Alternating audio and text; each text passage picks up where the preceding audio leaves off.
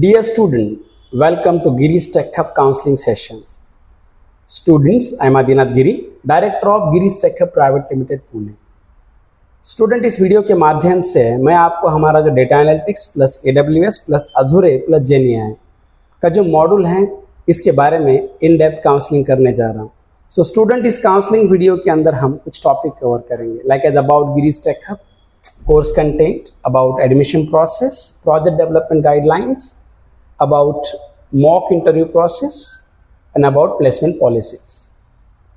So students, अभी मैं आपको गिरीज टेक हब का एक शॉर्ट प्रोफाइल बताता हूँ. Giri's tech hub private limited is IT training institute located in Pune. Student, अभी तक गिरीज टेक हब ने अपने कैंपसेस में से 4900 से ज़्यादा स्टूडेंट्स को जॉब अपॉर्चुनिटीज दी है.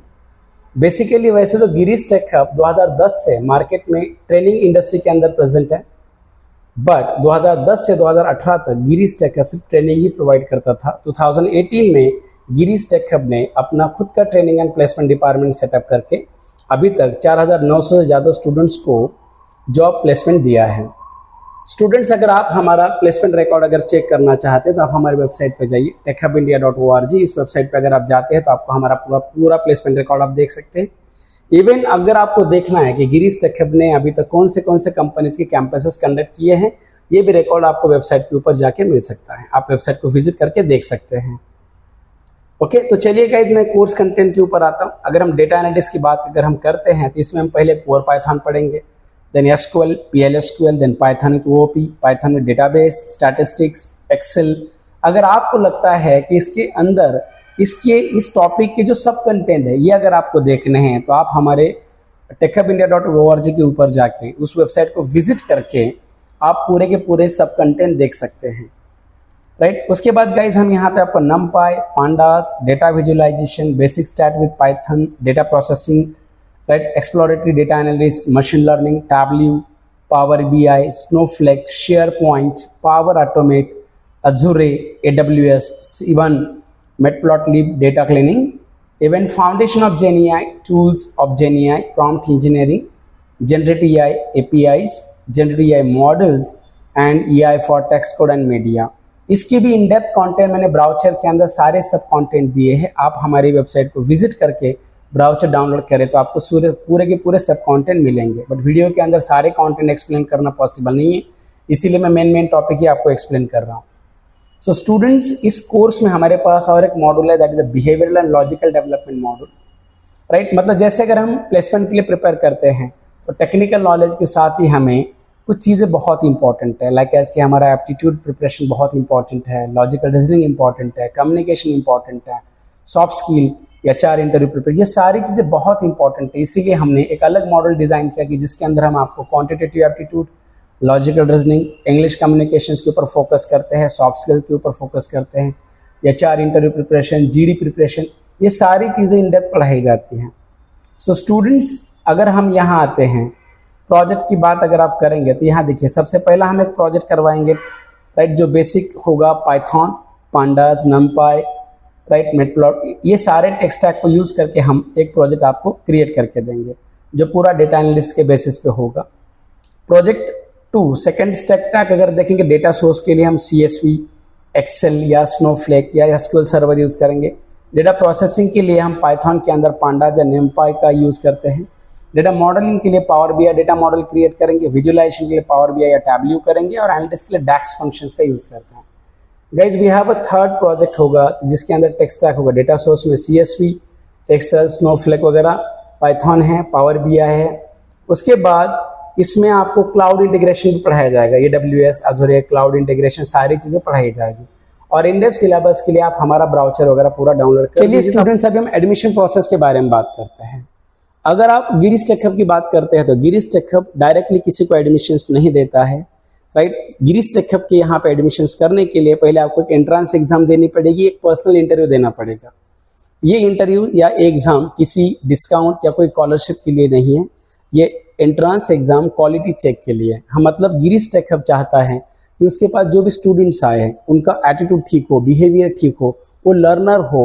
इसीलिए गिरीज टेक हब कभी फिल्टर क्राउड करके लेता है, डायरेक्टली किसी को भी एडमिशन प्रोवाइड नहीं करता है. सो गाइज, एडमिशन प्रोसेस के अंदर goal of entrance exam and personal interviews. हम एंट्रेंस एग्जाम क्यों लेते हैं, पर्सनल इंटरव्यूज क्यों लेते हैं? इसका सबसे पहला यूज है understand the student level of logical thinking. मतलब अगर आप जावा फुल स्टैक जैसी टेक्नोलॉजी अगर पढ़ रहे हैं तो सबसे पहले ये होता है कि स्टूडेंट उसके लिए बहुत ही लॉजिकल लगता है, राइट, बहुत सिंसियर और बहुत हार्ड वर्किंग स्टूडेंट लगता है।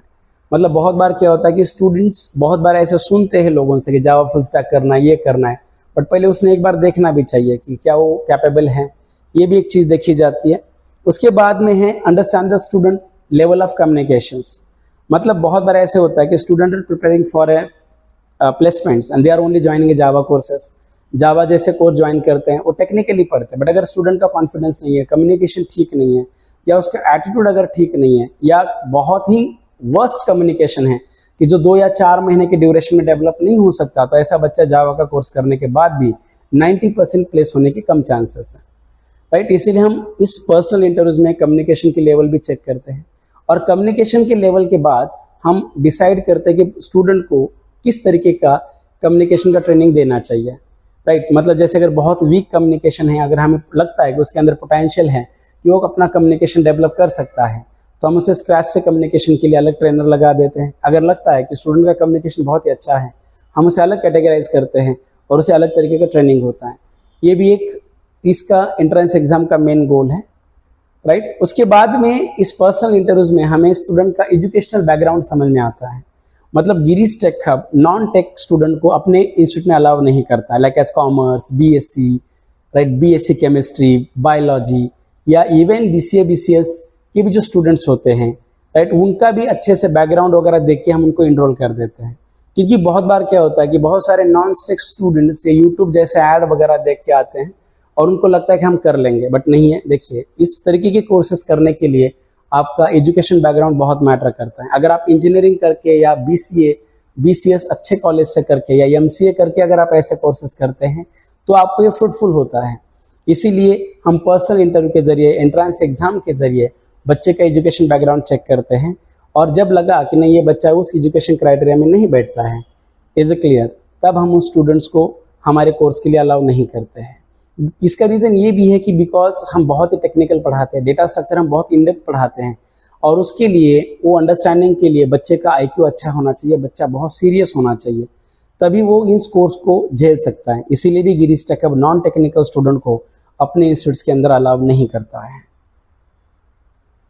ओके, सो गाइज अभी हम बात करते हैं मॉक इंटरव्यूज की। मतलब अगर हम प्लेसमेंट के लिए प्रिपेयर करते हैं तो हम हर मंथ मॉक इंटरव्यूज कंडक्ट करते हैं।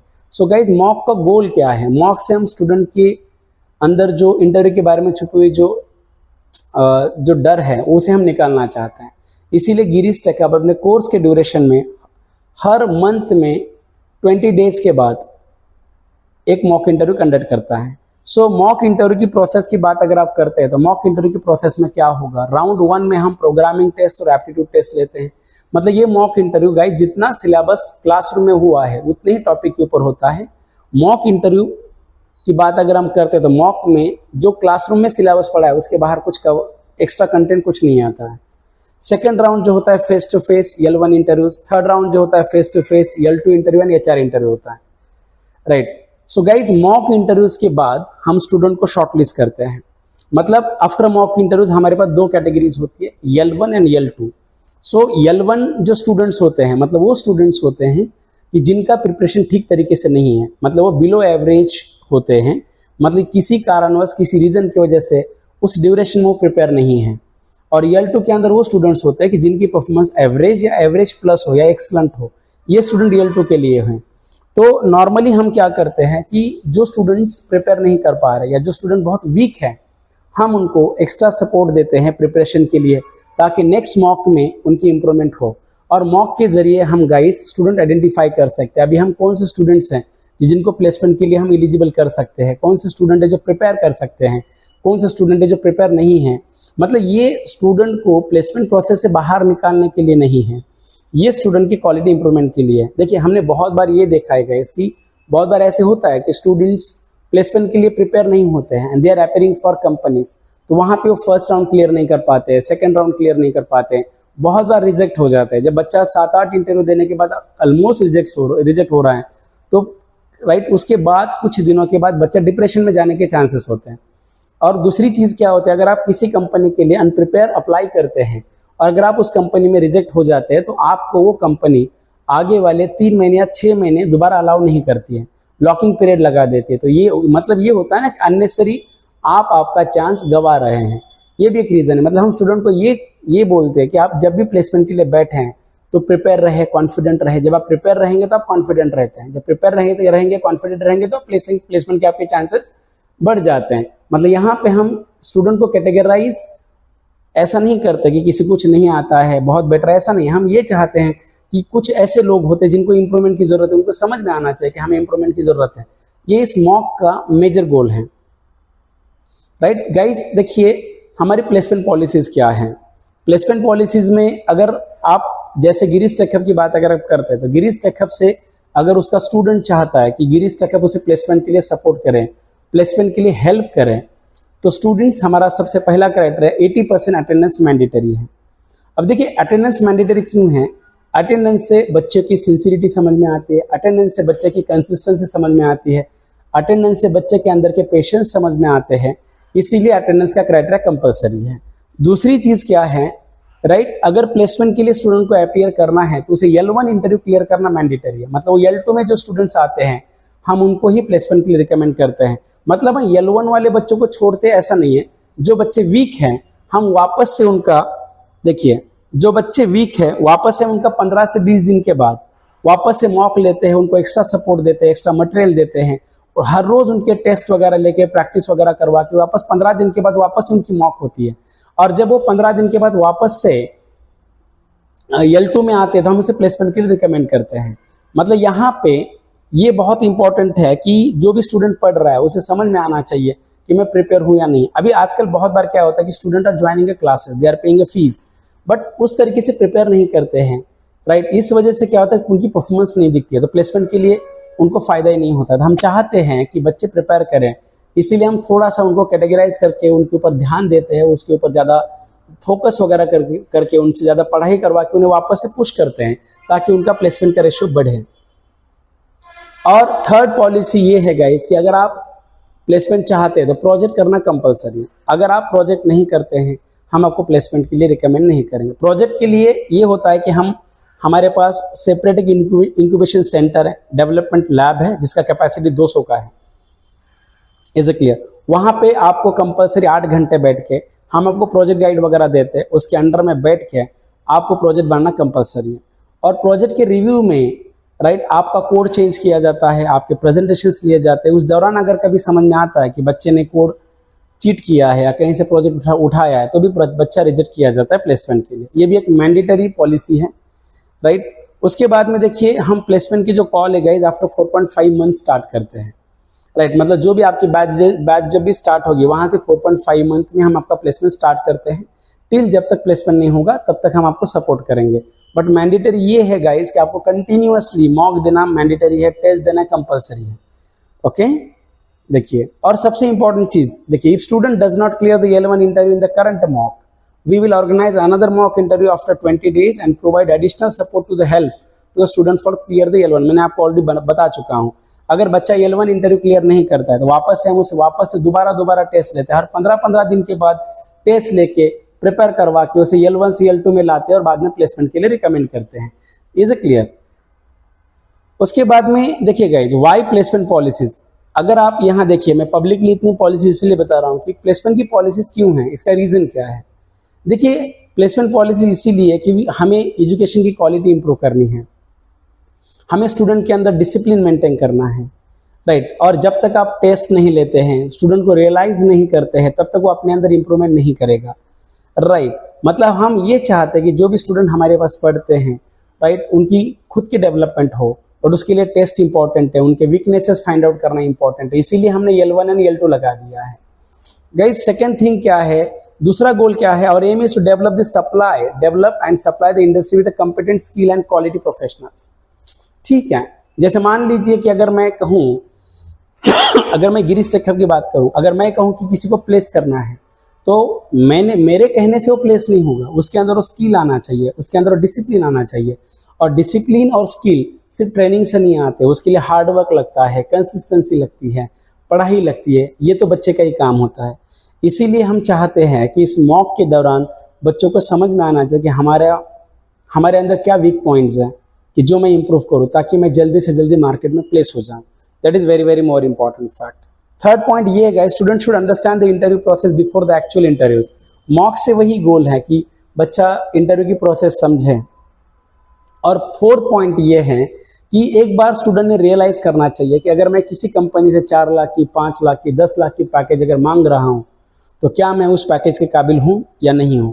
एक बार हमारा खुद का लेवल भी हमें समझ में आना चाहिए, राइट। ठीक है, अगर मैं किसी कंपनी के लिए अपेयर कर रहा हूं, कंपनी से मैं एक्सपेक्टेशन रख रहा हूं कि I need a 5 lakh of package, but क्या मैं सचमुच 5 लाख के काबिल हूं, एक बार स्टूडेंट को समझ में आना चाहिए। इसीलिए प्लेसमेंट पॉलिसी रखना इंपॉर्टेंट है। मतलब हर एक बच्चे के अंदर पोटेंशियल होता है, बट हमें उसके ऊपर फोकस करना पड़ता है। मतलब ये जो चीज़ें हैं जो हमने जो डिज़ाइन की है, राइट, ये बर्डन नहीं है, एक डिसिप्लिन है जो बच्चे के अंदर आना चाहिए। और यही डिसिप्लिन आगे उनको इंडस्ट्री के अंदर बहुत अच्छे से ग्रो करेगा, राइट। ये इसीलिए प्लेसमेंट पॉलिसीज हैं। गाइज अभी हम ड्यूरेशन के बारे में बात करते हैं। अगर आप ड्यूरेशन देखते गए तो टोटल ड्यूरेशन 9 मंथ का है, बट हम प्लेसमेंट 4.5 मंथ से स्टार्ट करते हैं। बिकॉज क्या होता है ना, देखिए कि बहुत सारी कंपनीज है जो अगर बच्चा कोर जावा भी अच्छे से करता है और डेटा स्ट्रक्चर भी अच्छे से करता है तो भी कंपनी उसे इजीली हायर करती है, राइट। बाद में रिमेनिंग ट्रेनिंग कंपनी खुद भी देती है। मतलब जब कंपनी को ये समझ में आता है कि बच्चे का IQ अच्छा है और बेसिक में बहुत अच्छा है तो भी कंपनी हायर करती है। मतलब 50% कंपनीज कोर जावा के ऊपर ही हायरिंग करती है, कोर जावा डेटा स्ट्रक्चर के ऊपर, और 50% कंपनीज पूरा सिलेबस चाहती है। तो जो कंपनीज कोर जावा के ऊपर और DS के ऊपर हायरिंग करती है उन कंपनीज के लिए हम बच्चों को 4.5 मंथ के बाद बिठाते हैं। मतलब इसका गोल क्या है कि 4.5 मंथ में आपका प्लेसमेंट स्टार्ट होगा टिल आपको जब तक जॉब नहीं लगेगा तब तक। और देखिए गाइज ये इंपॉर्टेंट है कि अगर आप जाएंगे तो 9 मंथ का ड्यूरेशन आपको कहीं नहीं मिलेगा, बट मैं आपको रियली बता रहा हूँ, मैं टेक्निकल पर्सन, राइट। जितना मेरा एक्सपीरियंस है पूरा फुल स्टैक, और जावा जैसा कोई भी फुल स्टैक आप 3 या 4 महीने में नहीं पढ़ सकते। पढ़ाने के लिए कुछ नहीं है, हम तो पूरा का पूरा कोर्स 2 महीने में पढ़ाएंगे। देखिए पढ़ाना इंपॉर्टेंट नहीं है, उस केस में उस बच्चे के लिए प्रिपरेशन के लिए समय मिले, उसके कॉन्सेप्ट्स क्लियर हो, उसे रिवीजन के लिए समय मिले, उसके ऊपर बर्डन ना आए, ये चीज़ें इंपॉर्टेंट है। और अभी अगर हम देखते हैं तो course completion is not a motive to the job, skill development is a motive. इसीलिए हम चाहते हैं कि बच्चों को सही डायरेक्शन में चले जाए, थोड़ा समय क्यों ना लगे, बट बच्चा अच्छे तरीके से सीखेगा तो आज न कल वो प्लेस हो जाता है। मतलब आपको मार्केट में ऐसे बहुत सारे बच्चे मिलेंगे, they are doing a 3 month course, 4 month course and they are searching a job for 2 years। So what happen, they are wasting your time. मतलब हम चाहते हैं कि बच्चा खुद के ऊपर इन्वेस्ट करे, उसे रिवीजन करे और प्रिपेयर करे। इसलिए हम थोड़ा सा ड्यूरेशन 2-3 महीने का एक्स्ट्रा करते हैं। मतलब बाहर आपको 6 मंथ मिलेगा, बट देखिएगा इस पूरा का पूरा फुल स्टैक माइक्रो सर्विस तक पढ़ने के लिए 6 मंथ में पॉसिबल नहीं है, राइट। इसीलिए हमने ड्यूरेशन 9 मंथ रखा है, ओके। और दूसरी एक बहुत इंपॉर्टेंट गाइडलाइंस है, देखिए अगर आप गिरीश टेकअप के बारे में बात करते हैं तो Girish take up does not charge the placement fees. Girish take up placement के लिए पैसे चार्ज नहीं करता है। हम सिर्फ हमारे जो फीस सिर्फ ट्रेनिंग के हैं, प्लेसमेंट हमारी फैसिलिटी है जो हमारे बच्चों को हम देना चाहते हैं। मतलब 2018 में हमने बहुत बार देखा कि बहुत सारे बच्चे, बहुत सारी कंसल्टेंसीज बच्चों से कुछ भी पैसे लेते हैं प्लेसमेंट के लिए। इसीलिए हम चाहते हैं कि जिन बच्चों को हम ट्रेन कर रहे हैं हमारे माध्यम से जितना हमें पॉसिबल है हम उतना सपोर्ट करके उनको प्लेस करने का ट्राई करें। दूसरी चीज क्या है कि Girish take up does not give the placement guarantee. हम आपको प्लेसमेंट गारंटी नहीं देता। गारंटी का मतलब क्या होता है, आप कुछ करें या ना करें हम आपको प्लेस करेंगे। गारंटी प्लेसमेंट की नहीं दी जा सकती। हम प्लेसमेंट के लिए आपको सपोर्ट करेंगे, हम प्लेसमेंट के लिए आपको असिस्ट करेंगे, और आप जब तक प्लेस नहीं तब तक हम आपको प्लेसमेंट के कॉल प्रोवाइड करेंगे। बट यही कंसर्न है कि आपको मॉक और टेस्ट देना मैंडेटरी है, okay. And then third point ये है, राइट, गिरीश टेकअप कभी भी चाहता है कि उनके स्टूडेंट्स ऐसे डेवलप हो कि किसी भी कॉम्पिटिटिव मार्केट में कहीं पे भी खड़े हो तो बच्चे स्किल में कभी भी पीछे ना रहे। गिरीश टेकअप गोल है to develop the skill man power, okay. So guys, thank you guys.